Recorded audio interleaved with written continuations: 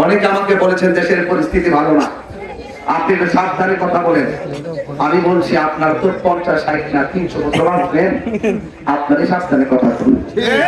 আমি মনে করি আজকের দিনটাই আমার শেষ দিন হতে পারে। আমি কিন্তু হক কথা না বলি, আর আজকে যদি আমি মারা যাই আমার মহান মনিদের কাছে আমার জবাব দিতে হবে। সমাজের অনেক দায়িত্ব থাকে, আজকে দায়িত্ব যে দায়িত্বের কাজগুলো দায়িত্বশীলদের কাছে থাকার কথা ছিল, আজকে সেই দায়িত্বগুলো দায়িত্বহীনদের কাছে চলে গেছে। যেই জন্য তারা একটা ভোটে নির্বাচিত হওয়ার পর মানুষকে মানুষই মনে করে না। আমাকে বলা হচ্ছে, আমার সমর্থনকারীকে বলা হচ্ছে যে মোমবাতি করতেছো, বার করে ফায়া লোক, এরপরে বুঝবা। আমি প্রশ্ন করতে চাই, আপনি বুলার জন্য কাকে হুমকি দিচ্ছেন? এই মানুষটা তো আপনার বাকিটা হতে পারে। আর এটা আপনার সমাজের মানুষ, এটা তো বুলার জমের মানুষ। আপনি যখন বুলার জমের কোন সমর্থককে যখন আপনি মামলার হুমকি দিবেন, হামলার হুমকি দিবেন, মেরে ফেলার হুমকি দিবেন, আপনি আপনার বাকিটাকে হুমকি দিয়েছেন, আপনার সাথে তো ভাইকে হুমকি দিয়েছেন। যে ব্যক্তি রাজনীতি নামে রক্তের সঙ্গে গাদ্দারি করে, এটা একজনকে রাজনীতিবিদ বলা হয় না, এটা অমানুষের পরিচয়। কথা বলেন, আপনি কাকে হুমকি দিচ্ছেন? মরার ভয় করেন। আজ একটি পবিত্র রাত, এই রাত্রে ইবাদতের রাত, লেকচার দেওয়ার আজকে রাত না। আজকে আমার মহান মনিবের কাছে আমরা চাইবো আল্লাহ সমাজকে আপনি শান্তি করে দেন, প্রতিহিংসা দূর করে দেন, মানুষে মানুষে মিলেমিশে চলার তৌফিক দিয়ে দেন। আমি আপনাকে অনুরোধ করে বলবো, আজকে আমি সময় একদম চলে যাচ্ছে, সামনে 12 তারিখ আসতেছে, হরিপ্লাই রাজনীতি মঞ্চে আজ আমি যেই করে দিন রাত আপনাদের কাছে আসতেছি, আপনারা যেভাবে আমার ওয়াজের মাঠে ওয়াজ শোনেন, যেইভাবে আমাকে আপনারা মহব্বত করেছেন, আপনারা বুকে হাত দিয়ে বলুন, আমি ফুলারপুর থেকে চুনারঘাট থেকে শুরু করে 22টি বছর ধর্মের কথা বলেছি, আপনারা বলুন আমি কি সত্যকে গোপন করেছি? না, আমি অসত্যের বিরুদ্ধে লড়াই করেছি, আমি শান্তির জন্য যুদ্ধ করেছি। এই জন্য আপনাদের সকলকে বলবো, আজ পবিত্র রাত, সবে বরাতের রাত, ওয়াদা করুন যে আমরা আর হিংসা করব না। আজকে রাত্রে হিংসুকের দোয়া কবুল হবে না। আজকে রাত্রে মা বাবার অবাধ্য সন্তানদের দোয়া কবুল হবে না। কথা কি বুঝতে পারছেন? তাই আজকে থেকে হিংসাকে দাফন করে দিবেন, মা বাবার কদমে চলে যাবেন, মা বাবার দোয়া নিবেন। আর মা বাবার দোয়া যদি আপনার হৃদয়ে থাকে, আপনার হৃদয়টা আলোকিত থাকবে। আজকের এক রাতে আপনাদের গোলাপজমবাসীর ব্যবসায়ীদের ব্যবসায় আমি বরকত কামনা করি।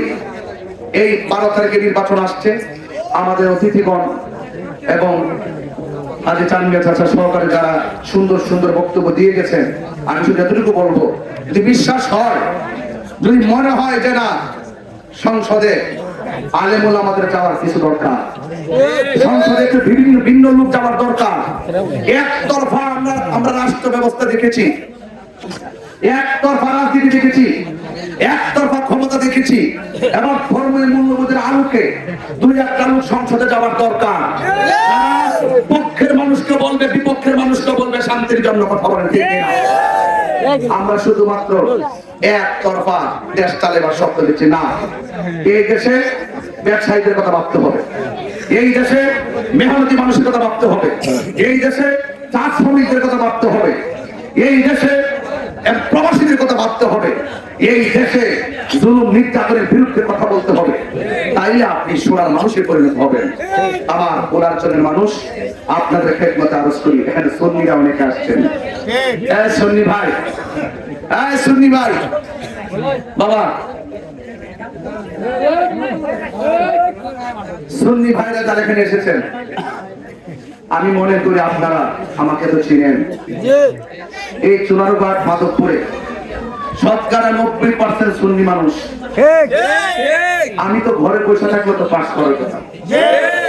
সুন্নিরা যদি মনে করে যে 55 বছরের ভিতরে এমন একটা সুযোগ আমরা কখনো পাইনি, সম্ভাবনা যেহেতু জেগে উঠেছে, সুন্নিয়তের পক্ষে একটা লোক সংসদে যাইতে পারলে তাহলে দেশের সার্বভৌমত্বের পক্ষে তাৎক্ষণিক কণ্ঠে কথা বলবে।